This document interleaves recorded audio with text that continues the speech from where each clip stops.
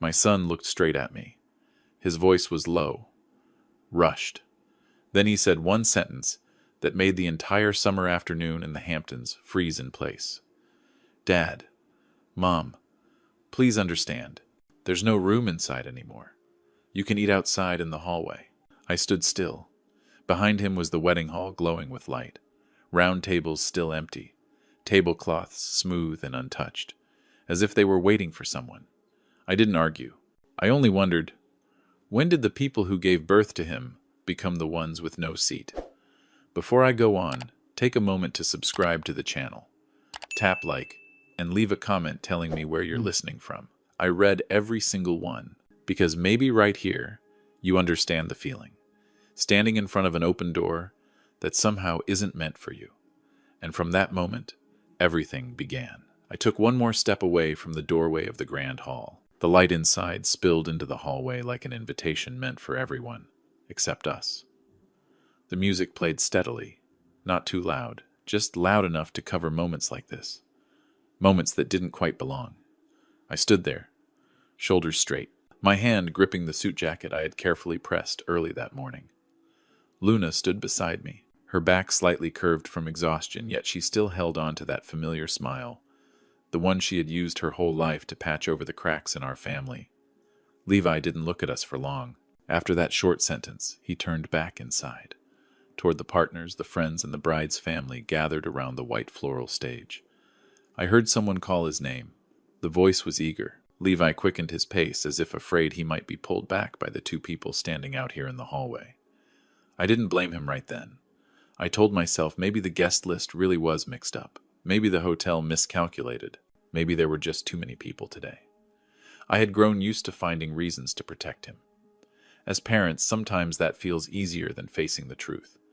But then, I looked through the half-open door. At the far end of the hall, beyond the large tables near the stage, there were still a few round tables not fully filled. Chairs neatly pushed in. No one sitting there. I counted quickly in my head. Each table could easily fit 2 more people. No one would have to stand. No one would be pushed outside. No one would have to eat in the hallway. I turned to look at Luna. She wasn't looking inside. She was staring down at her beige high heels. Old ones. I knew her feet hurt. We had traveled nearly 3 hours to get here, starting early that morning. In the car, Luna had told me she wanted to look her best today. "It's our child's day," she said. I remember it clearly. A server walked by with a tray of glasses. He glanced at us, nodded politely, and asked, "Would you like me to bring some food out here for you?" The question was gentle. No malice in it. But it placed us somewhere else. Not the groom's parents. Just guests waiting. Or worse. People without a place in that perfect picture. Luna opened her mouth to speak, then stopped. She nodded. So did I. We moved closer to the glass wall, where the afternoon sunlight slanted through the white curtains. From inside, I heard laughter. The clinking of glasses, the rapid clicks of cameras. A wedding carefully arranged where every detail had its place, except us. I thought about the years when Levi was small. How he used to sit on my shoulders watching fireworks on Independence Day. How he once fell asleep at my desk when I had to bring work home. I didn't tell those memories to anyone. I just stood there remembering. Like an old habit. Luna gently squeezed my hand. I knew she was trying to comfort me like she always did. "It's okay," she whispered, very softly. I didn't answer. Not because I was angry, but because I was afraid that if I spoke, my voice would break. A young couple walked past us, dressed neatly. They glanced at us, then looked inside. The look was brief, but enough. Here, image mattered more than connection. Here, everyone was placed where they supposedly belonged. Time moved slower than usual. I don't know how long we stood there. Maybe just a few minutes. But in a hallway with music and laughter only steps away. Time flows differently. I didn't walk in. I didn't call Levi back. I stood there as an observer, watching the sun I once thought was the center of my life. Now the center of a different world. A world where Luna and I no longer had a seat. One simple question echoed in my mind, heavy and unavoidable. If on the most important day of his life we were meant to stand in the hallway, then for the rest of his life, where would we stand? I didn't look for an answer just yet. I stayed still, letting that question quietly open another door inside me. A door I never thought I would have to open. until that summer afternoon.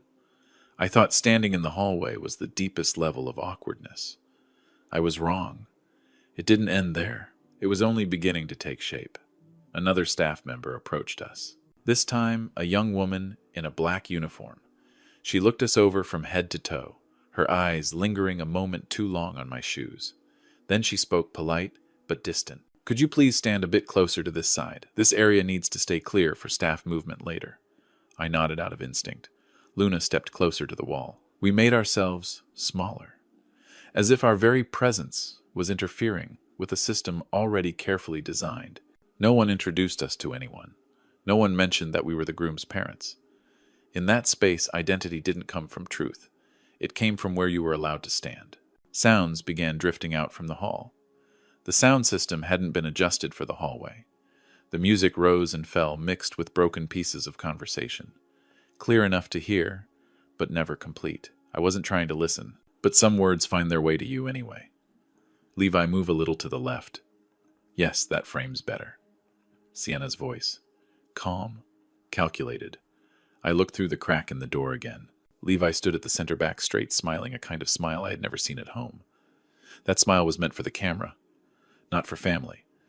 Then I heard my name, not loud, but clear enough. "Just leave them out there." Levi's voice. I recognized it immediately, even though it had been a long time since he spoke to me in that tone. "Dad's suit looks too old. It won't photograph well. Have them stand in the hallway. It keeps things clean, easier for pictures." There was no anger, no irritation, just a decision made lightly, the way someone rearranges an item that no longer fits the layout. I didn't turn to look at Luna. I knew if I did, I'd see what she was trying to hide. She stood straight, but her hand grew colder in mine. A tray of food was brought out, a few appetizers placed on a small table by the hallway. No invitation, just set down. A task completed. I didn't touch it. Neither did Luna. We stood there in front of food without feeling like we were meant to eat. I opened the gift bag I had carried since leaving the house that morning. I had held it carefully all day like something fragile. Inside was a thin, light brown folder. I had imagined giving it to Levi in a quiet moment away from everyone else. I had thought too much, for someone who hadn't thought of us at all. I took the folder out. The papers were neat, carefully arranged. The deed to the house in Florida. The house we had just bought with the last of our savings. We had told each other it would be the starting gift for our son's new life. A foundation, something to stand on. I looked at the name of the recipient. Levi. Clear. No mistake. In that moment, I didn't feel angry. I felt empty, as if I had just realized I was trying to place a brick into a house whose owner didn't want us inside. I folded the folder back up. Carefully, slowly. I didn't want anyone to see it. Not out of shame, but because I understood this gift no longer belonged to this moment. Laughter inside the hall grew louder. Maybe it was time for the toast. I heard cheers, applause. Everything was moving according to plan. A perfect wedding. No room for details that disturbed the image. A man standing nearby turned to me and asked, "Do you work here?" A simple question. Ordinary, but it cut clean and precise. I shook my head. He nodded and didn't ask more. That was enough for me to understand how I was being seen. Luna spoke softly. Very softly. "Maybe we should go home early." I looked at her. Her eyes were no longer searching for anything. They were asking for permission. I nodded. We didn't tell anyone.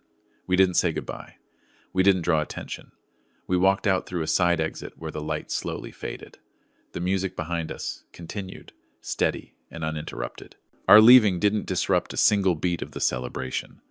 When the door closed behind us, I realized I had been holding my breath. I inhaled, slowly, not to calm myself, but to confirm something with painful clarity. I had just seen a truth I had avoided for many years. Levi didn't change today. Today, I simply stopped being blind. The parking lot behind the hotel was strangely quiet. Yellow lights spilled onto the concrete, stretching the shadows of the two of us. I opened the car door for Luna. She sat down slowly, letting out a long breath, as if something heavy and invisible had finally been set down. I took the driver's seat and closed the door. The moment it shut, the sounds of the celebration in the distance were cut off. Silence rushed in. Clear. Cold.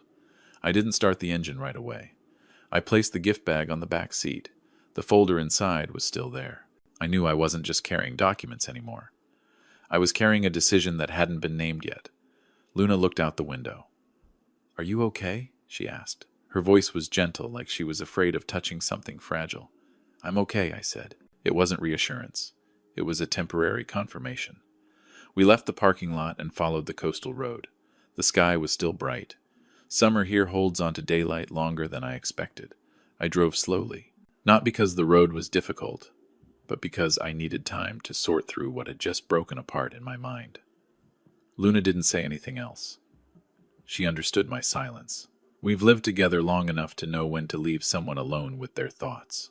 A fast food place appeared along the road. Bright sign. Simple. I turned in without asking. Luna looked at me, then nodded. We parked and walked inside. No one looked at us with questions. No one needed to know who we were. We were just two people who needed a meal. We ordered 2 burgers, 2 drinks. I chose a table by the window.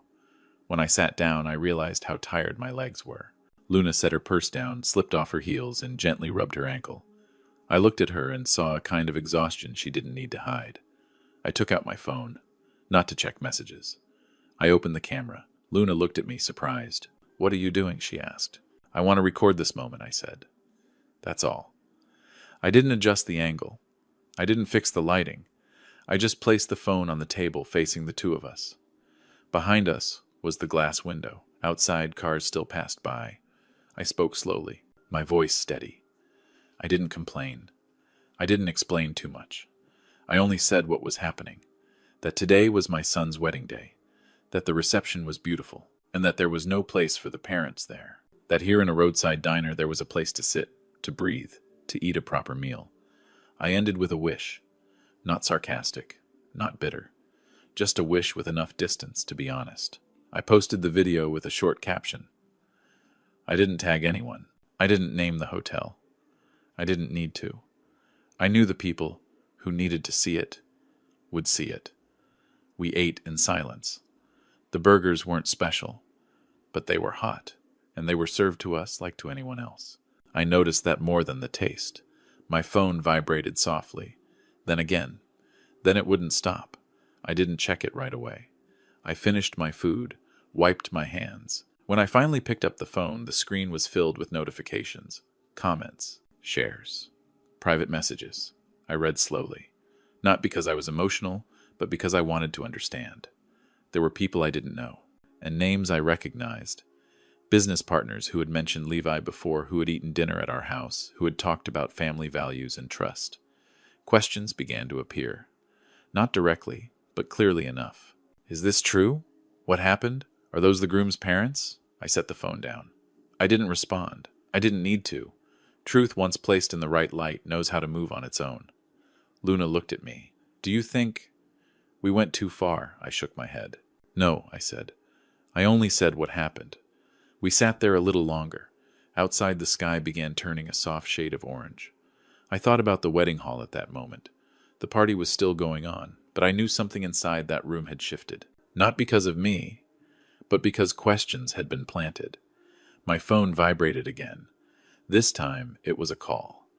Levi's name appeared on the screen. I looked at it, then placed the phone face down on the table.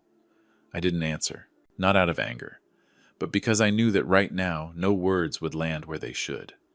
We stood up and left the diner. I drove on toward the hotel where we had booked a room for the night. On the way, I felt something unfamiliar.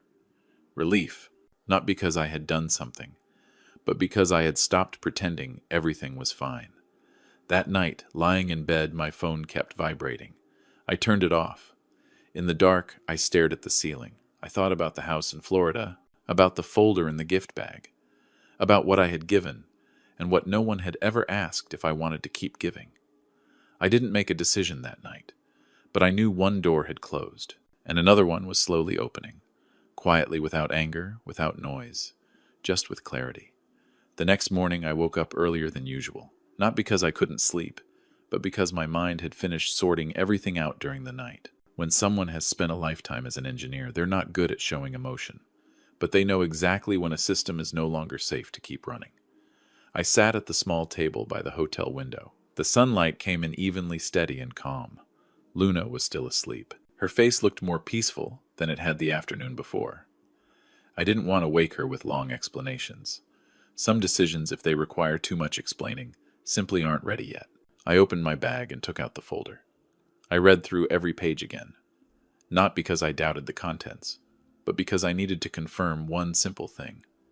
Everything was in my name. The apartment Levi was living in, the car he drove, the secondary credit card Sienna had used to pay for the wedding. All of it traced back to an old belief of mine that parents are supposed to support their children until they can stand on their own. My phone lit up. Messages, missed calls.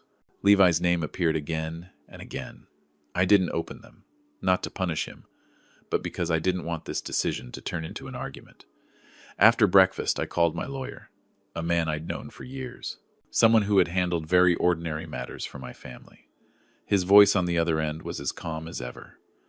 I explained briefly. No emotion, no extra details, just the facts. "You want to revoke access to the apartment and the car," he said, slowly, making sure I understood. "Yes," I replied. "And cancel the authorization on the secondary card." Yes. There were no further questions, no moral advice. He simply said he would begin the process that same day. When the call ended, I set the phone down and felt a rare sense of clarity, like turning off a switch that had been left on for far too long. Around noon, Levi called again. This time I answered. "What are you doing?" he asked. His voice was tight, not worried, annoyed. "I'm putting my affairs back in order," I said. "You can't do this," he shot back. "Do you know what I'm dealing with today with her family?" "I do," I said. "But you don't know where I was standing yesterday." There was a short pause. Then Levi spoke faster, louder. He talked about appearances, about business partners, about how I had made a mess of everything. He didn't ask if I was okay. He didn't mention his mother. There was only one concern, his image falling apart. "I didn't embarrass you," I said calmly. "I just stopped covering for you." The call ended abruptly. I didn't call back. That afternoon, Sienna sent a message, very short, asking why the card no longer worked. No greeting, no concern. I didn't reply. My lawyer would handle that. Luna learned everything that evening. I told her slowly, without emphasis. She listened without interrupting. When I finished, she stayed quiet for a long moment, then nodded. "You did the right thing," she said, not loudly, but with certainty. The days that followed moved faster than I expected. Legal notices were sent. Payments were stopped. Things Levi had always taken for granted began slipping out of reach. No drama, no public statements, just doors closing one by one. Levi called more often. The messages got longer. His tone shifted. From blame to pleading, then to anger. I answered a few calls, not to argue, but to confirm something important. He still talked only about what he was losing, never about what he had done. I wasn't angry. That feeling had drained away the day I stood in the hallway. What I felt now was a clear, steady exhaustion, like realizing a structure has deteriorated so badly that patching small cracks no longer makes sense. One evening, Levi said into the phone, "Do you want me to end up with nothing?" I answered without hesitation. "No. I just don't want you standing on things that were never yours." After that, I hung up. Not to end the relationship, but to end a version of it that had been wrong for far too long. That night, Luna and I sat on the hotel balcony. The sea breeze was light. I thought about how Levi had been called a golden boy by so many people, not because he was exceptional, but because there was always a foundation beneath him, quietly keeping him from falling. That foundation had now been pulled away. Not to make him collapse, but to let him, for the first time in his life, stand on his own 2 feet. 6 months passed faster than I expected. Nothing dramatic happened during that time. Just steady, quiet days, enough for a person to look back on their life without being pulled around by outside noise. Luna and I moved fully to Florida. The house that once existed only on paper became the place where we woke up every morning. The sunlight here felt gentler. The space was open. And most importantly, no one ever made us stand in a hallway. In the early days, I kept my habit of waking up early, making coffee, and sitting on the front porch. Luna planted a few small flower beds. She said it was just to keep her hands busy, but I knew it was her way of filling old empty spaces. We didn't talk much about Levi. Not because we were avoiding it, but because we both understood that some stories need time to settle before they can be spoken without pain. The money we had once planned to give, Levi, Luna, and I discussed carefully. Not in one night, but over many evenings. In the end, we agreed to start a small scholarship fund for orphan children in the area. Nothing large, nothing public, just enough to give a few kids more options. I didn't see it as a replacement for my son. I saw it as a way to redirect trust that had once been placed in the wrong place. Life slowly found its balance. I no longer felt the need to prove anything. In the afternoons I read. Luna listened to music. We ate dinner early, went to bed early. A simple rhythm, but not an empty one. Until one late afternoon when the doorbell rang. I opened the door. Levi stood there. Sienna stood behind him.